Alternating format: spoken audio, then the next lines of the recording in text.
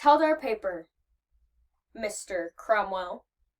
Teldar Paper has 33 different vice presidents, each earning over $200,000 a year. Now, I've spent the last 2 months analyzing what all these guys do, and I still can't figure it out.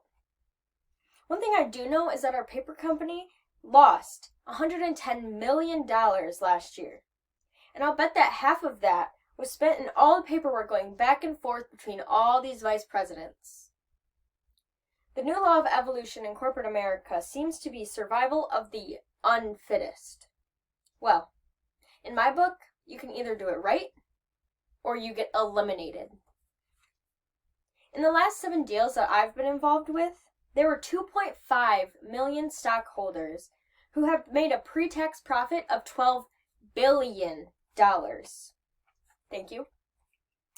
I'm not a destroyer of companies. I am a liberator of them. The point is, ladies and gentlemen, that greed, for lack of a better word, is good. Greed is right. Greed works.